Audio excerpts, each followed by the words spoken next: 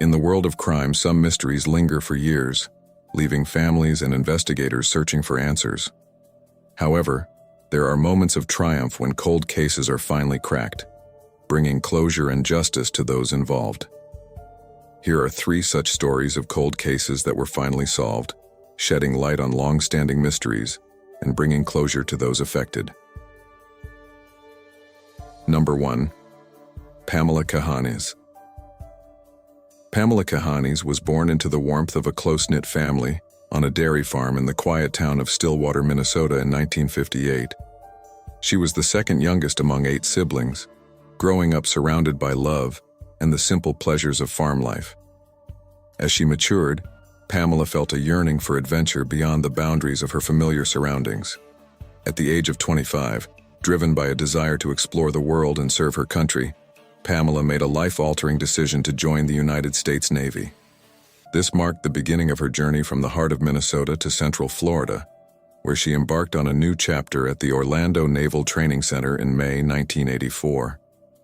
Pamela's upbringing on the family farm instilled in her a strong work ethic and discipline, proving invaluable during the rigorous Navy training. Despite the challenges, she completed 2 months of training and proudly graduated from the Naval Training Center on August 3, 1984. However, Pamela's celebration was short-lived. The next day, on August 4, 1984, her promising future took a tragic turn.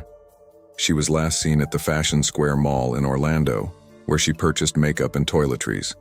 A crucial piece of evidence, a receipt with a timestamp of 3:18 p.m., provided insight into her last known activities. Later that evening, Pamela was observed walking near the Naval Training Center with an unidentified man, adding complexity to the unfolding tragedy. The following day, Pamela's lifeless body was discovered in front of a vacant home on Riverview Avenue in Sanford. The brutal nature of her end suggested that her life had been taken elsewhere before being callously discarded. The investigation faced numerous challenges, with authorities struggling to identify a suspect or discern the motive behind the heinous crime. Despite geographical proximity to the Naval Training Center, crucial leads remained elusive, leaving Pamela's family grappling with grief and unanswered questions for 34 long years. However, advancements in forensic technology brought a glimmer of hope. Through the innovative use of DNA analysis and genealogy databases, investigators identified a suspect, Thomas Lewis Garner, a dental hygienist who had worked at the Orlando Naval Training Center concurrently with Pamela. Garner's arrest in 2019 marked a turning point in the cold case investigation, providing a renewed sense of hope to Pamela's family. During the trial, Garner denied involvement in Pamela's demise, presenting an alternative narrative in his defense. However, a jury delivered a verdict of guilt against him, and he was sentenced to life in prison without the possibility of parole. While the sentencing provided a sense of closure, it could never fully erase the years of suffering endured by Pamela's family. The case also raised concerns about Garner's potential involvement in other unsolved cases. Detectives disclosed that his DNA reportedly matched evidence found at the scene of a 1982 slaying in Honolulu, prompting further scrutiny of his potential as a serial offender.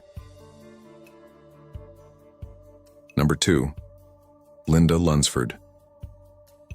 Linda Lunsford's disappearance on Boxing Day 1996 sent shockwaves through her community, leaving her family and friends grappling with unanswered questions for 25 long years.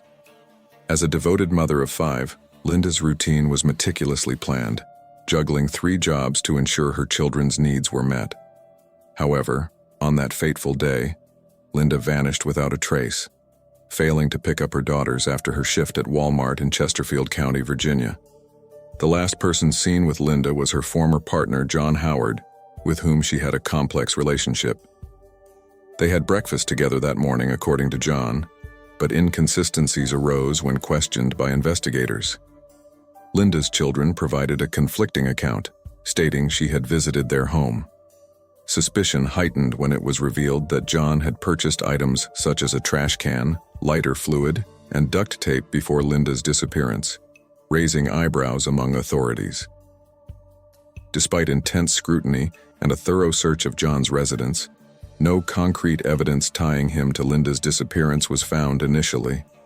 Months turned into years, and the case grew cold until May 2021, when the Chesterfield police announced a breakthrough.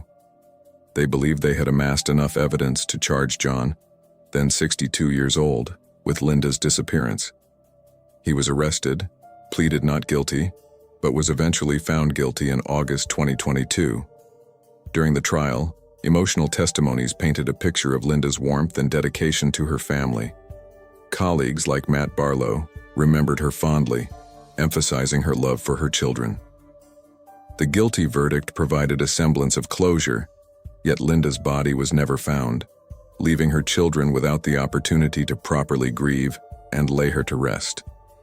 Tragically, the case took a final twist when John Howard passed away in February 2023, just before his sentencing.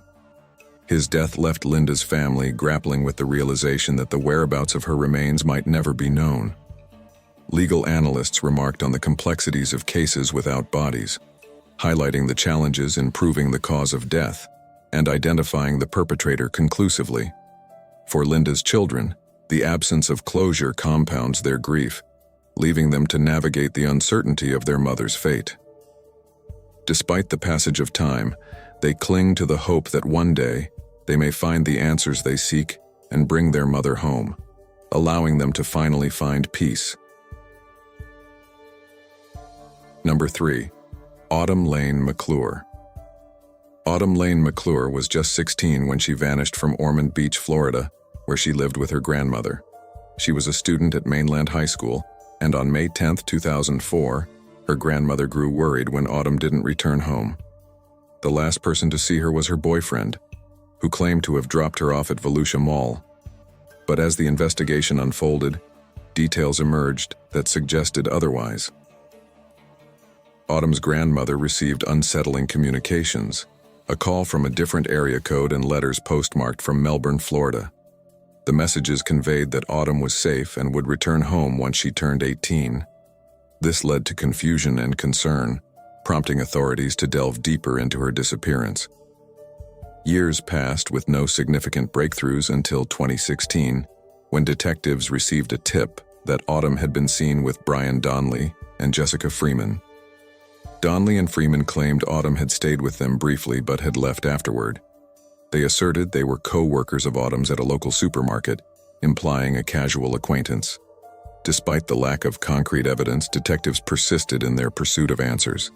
They collected DNA samples from Autumn's family, entered them into national databases, and kept the case open, refusing to let it fade into obscurity. In 2018, a breakthrough seemed imminent when Autumn's boyfriend confessed to misleading authorities about her last whereabouts. This confession redirected attention to Jessica Freeman, who, after initially denying involvement, later requested immunity in exchange for cooperation. Her account painted a grim picture, a troubled relationship triangle involving her, Donnelly, and Autumn. She alleged witnessing Donnelly assaulting Autumn and subsequently discovering her lifeless body. Freeman's chilling revelation about Donnelly's alleged disposal of Autumn's remains beneath their trailer finally provided a lead. Utilizing ground-penetrating radar, authorities detected irregularities in the soil beneath the trailer. With the cooperation of the trailer's new owner, they excavated the site, ultimately uncovering the vast majority of Autumn's remains. However, justice remained elusive as Brian Donnelly passed away in 2022, leaving authorities unable to prosecute him for Autumn's murder. Despite this, the recovery of her remains brought a measure of closure to a case that had haunted the community for nearly 2 decades. As we close the chapters on these 3 tragic stories, we're reminded of the resilience of those left behind and the dedication of the investigators who worked tirelessly to bring closure. Though the wounds may never fully heal, the resolution of these cases offers solace to the families and communities affected, serving as a beacon of hope in the pursuit of truth and justice. That's all for now. Don't forget to like and share the video, and follow us for more amazing content. Thanks for watching till the end.